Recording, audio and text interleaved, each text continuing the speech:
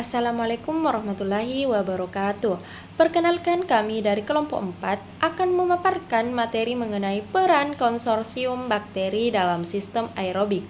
Mata kuliah ini diampuh oleh dosen Dr. Jendri Mamangke MSI. Sebelumnya perkenalkan, saya Sarah. Tentunya saya di sini tidak sendiri. Saya bersama rekan-rekan saya, yaitu ada Nurul Isma, ada Hairun Nisa, ada Yuni Paranggai, dan ada Nurul Fadila. Selamat menyaksikan. Jadi, anaerobic digestion itu merupakan suatu proses biologis kompleks yang melibatkan konsorsium mikroorganisme guna untuk menguraikan bahan organik menjadi biogas melalui beberapa tahap utama, yaitu ada hidrolisis, asidogenesis, asetogenesis, dan metanogenesis. Dalam sistem ini, bakteri hidrolitik ini dia memegang peranan awal yang sangat penting karena bertanggung jawab menguraikan polimer kompleks seperti karbohidrat, protein, dan lipid menjadi senyawa sederhana yang dapat dimanfaatkan oleh mikroorganisme lain. Proses ini menjadi tahap pembatas kecepatan rate limiting step, sehingga keberadaan dan aktivitas konsorsium bakteri hidrolitik itu sangat menentukan efisiensi keseluruhan sistem anaerobik. Nah, selain itu, interaksi sinergis antara mikroba dalam konsorsium ini memungkinkan terjadinya pembagian fungsi metabolik yang dimana dapat meningkatkan konversi bahan organik ini menjadi energi secara optimal. Nah, apa sih itu bakteri hidrolitik? Jadi, bakteri hidrolitik itu adalah mikroorganisme yang berperan penting dalam menguraikan bahan organik kompleks menjadi senyawa yang lebih sederhana. Nah, bakteri ini dia bekerja pada tahap awal proses pengolahan, terutama dalam sistem anaerobik. Bahan organik seperti karbohidrat kompleks, protein, dan lipid itu tidak dapat langsung dimanfaatkan oleh mikroorganisme lain, sehingga perlu dipecah terlebih dahulu oleh bakteri hidrolitik. Nah, seperti yang dilihat pada gambar, dalam prosesnya itu bakteri si hidrolitik ini dia menghasilkan enzim ekstraseluler, yaitu enzim yang dikeluarkan keluar sel untuk membantu memecah zat organik. Nah, enzim tersebut antara lain ada selulase untuk memecah selulosa, protase untuk memecah protein, lipase untuk memecah lemak, dan amilase untuk memecah pati. Nah, hasil penguraian ini berupa gula sederhana, asam amino, dan asam lemak yang lebih mudah dimanfaatkan oleh mikroorganisme dalam proses selanjutnya. Nah, oleh karena itu, bakteri hidrolitik ini memiliki peranan yang sangat penting sebagai tahap awal hidrolisis dalam sistem anaerobik. Kenapa? Karena tanpa adanya bakteri hidrolitik ini, maka bahan organik kompleks itu akan sulit diuraikan sehingga proses pengolahan tidak dapat berjalan secara optimal. Selanjutnya itu ada sistem anaerobik. Jadi sistem anaerobik ini adalah proses penguraian bahan organik yang berlangsung tanpa oksigen dengan bantuan berbagai organisme. Proses ini terjadi secara bertahap hingga menghasilkan biogas yang dapat dimanfaatkan sebagai energi yang terbarukan. Bahan organik kompleks seperti karbohidrat, protein, dan lipid akan diuraikan melalui 4 tahapan utama seperti yang saya jelaskan, yaitu ada hidrolisis, asinogenesis, asetogenesis, dan metanogenesis. Nah, di sini saya akan membahas satu persatu. Nah, di dalam gambar tersebut ada tahap pertama, yaitu hidrolisis. Kenapa? Hidrolisis ini merupakan tahap awal yang sangat penting. Pada tahap ini, bakteri hidrolitik itu ia menghasilkan enzim seperti selulase, protease, lipase, dan amilase untuk memecah organik kompleks ini menjadi molekul yang sederhana seperti gula sederhana, asam amino, dan asam lemak. Hasil hidrolisis ini kemudian akan digunakan pada tahap berikutnya. Nah, tahap berikutnya itu ada tahap kedua, ada asidogenesis. Nah, pada tahap ini molekul sederhana hasil hidrolisis itu diubah oleh bakteri asidogenik menjadi asam organik, alkohol, hidrogen, karbon dioksida, dioksida dan amonia. Nah, setelah itu masuk lagi ke tahap 3, yaitu asetogenesis. Nah, di mana senyawa hasil asetogenesis ini diubah menjadi asetat, hidrogen, dan karbon dioksida oleh bakteri asetogenik. Nah, untuk tahap terakhir ada metanogenesis. Jadi, tahap ini mikroorganisme metanogen itu memanfaatkan asetat, hidrogen, dan karbon dioksida untuk menghasilkan biogas, terutama gas metana atau CH4 dan karbon dioksida CO2.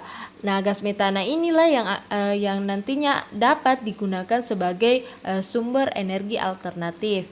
Jadi dengan demikian, setiap tahap dalam sistem anaerobik itu saling berkaitan satu sama lain. Namun, perlu diketahui bahwasannya tahap hidrolisis itu merupakan memiliki peranan yang sangat penting. Mengapa? Karena hidrolisis ini menjadi langkah awal dalam memecah bahan organik kompleks itu agar dapat diproses lebih lanjut oleh mikroorganisme lainnya. Nah, selanjutnya itu ada konsorsium bakteri hidrolitik. Jadi yang pertama itu tidak dapat bekerja sendiri. Jadi bakteri si hidrolitik ini membutuhkan bantuan dari mikroba lain guna untuk menguraikan bahan organik kompleks. Kemudian ada bekerja dalam komunitas atau konsorsium. Jadi bakteri hidrolitik itu hidup bersama dalam komunitas pada biofilm atau matriks. Kemudian terjadi kerjasama metabolik atau sintotropi. Jadi bakteri si hidrolitik itu saling bertukar senyawa antara spesies untuk mendukung proses penguraian secara efisien dan berjalan secara optimal. Nah, selanjutnya itu ada bakteri hidrolitik utama. Yang pertama ada Clostridium, menguraikan polimer kompleks seperti karbohidrat, protein, dan lipid menjadi senyawa sederhana. Kemudian ada Bacteroides, menghidrolisis karbohidrat kompleks seperti selulosa pati menjadi gula sederhana. Kemudian ada Ruminococcus, yaitu spesialis dalam mendegradasi selulosa dan hemiselulosa menjadi gula sederhana. Kemudian ada Bacillus, yaitu menghasilkan enzim hidrolitik ekstraseluler untuk menguraikan berbagai bahan organik kompleks.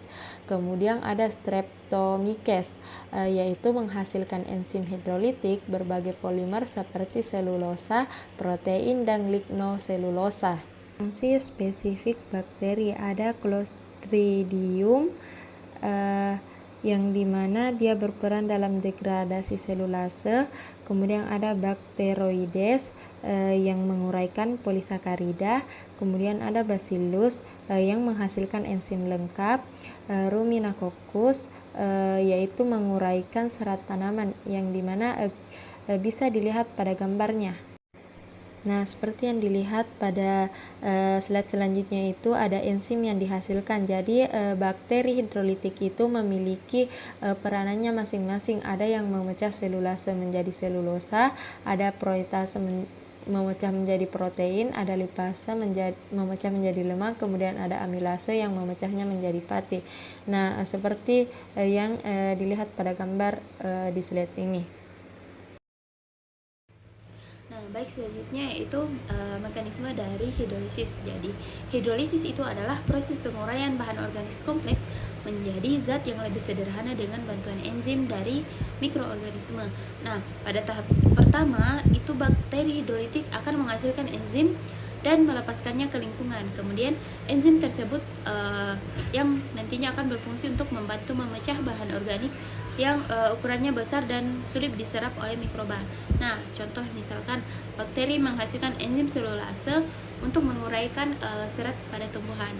Nah, yang kemudian proses selanjutnya itu enzim akan memotong ikatan kimia pada polimer seperti protein, pati, dan juga lemak. Nah, protein yang dipecah itu berubah menjadi molekul yang lebih kecil. Nah, sedangkan pati diubah menjadi gula yang lebih sederhana. Nah, setelah itu terbentuk monomer sederhana seperti glukosa, asam amino, dan asam lemak yang dapat diserap oleh mikroorganisme. Nah, monomer hasil hidrolisis kemudian dimanfaatkan oleh mikroba lain sebagai sumber makanan dan energi untuk pertumbuhan. Nah, contohnya pada proses pembuatan biogas di mana mikroorganisme menggunakan hasil dari hidrolisis tersebut untuk menghasilkan gas metana. Baik, selanjutnya yaitu faktor yang mempengaruhi dari proses hidrolisis. Jadi proses hidrolisis itu dipengaruhi oleh beberapa faktor penting, yaitu pH, suhu, dan jenis substrat, dan waktu tinggal. Nah, pH yang optimal untuk aktivitas mikroorganisme biasanya itu berada pada kisaran 6-7. Nah, jika kondisinya terlalu asam atau terlalu basa, maka aktivitas enzim itu akan menurun sehingga proses penguraian itu menjadi lebih lambat.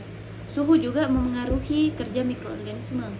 Nah, mikroorganisme mesofilik itu bekerja optimal pada suhu sedang, sedangkan mikroba termofilik itu bekerja pada suhu yang lebih tinggi. Nah, contohnya pada proses biogas rumah ya, yang biasanya digunakan suhu sekitar 35 derajat Celcius agar mikroorganismenya itu dapat bekerja dengan baik. Nah, selain itu jenis substrat itu menentukan cepat atau lambatnya proses hidrolisis. Limbah makanan itu lebih mudah terurai dibandingkan jerami karena jerami memiliki struktur yang lebih kompleks. Nah, faktor terakhir yaitu waktu tinggal, yaitu lamanya bahan berada di dalam reaktor. Nah, jika waktu terlalu singkat, maka bahan organik belum terurai sempurna. Tetapi jika waktunya optimal, maka proses hidrolisis akan berlangsung maksimal dan juga efisien. Halo teman-teman, saya Nurlisma. Di sini saya akan menjelaskan tentang peran hidrolisis dalam efisiensi sistem produksi biogas. Dapat dilihat di gambar pada bagian pertama itu, hidrolisis berperan penting dalam menentukan kecepatan proses. Pada tahap ini, bakteri hidrolitik menguraikan bahan organik yang kompleks seperti protein, lemak, dan karbohidrat menjadi molekul yang lebih sederhana. Semakin cepat proses hidrolisis berlangsung, maka semakin cepat juga proses pembentukan biogas secara keseluruhan. Selanjutnya pada bagian gambar kedua, dilihat hidrolisis yang sering disebut sebagai tahap paling lambat atau rate limiting step. Dalam proses pembentukan biogas terdapat beberapa tahapan, yaitu hidrolisis, acidogenesis, acetogenesis, dan metagenesis.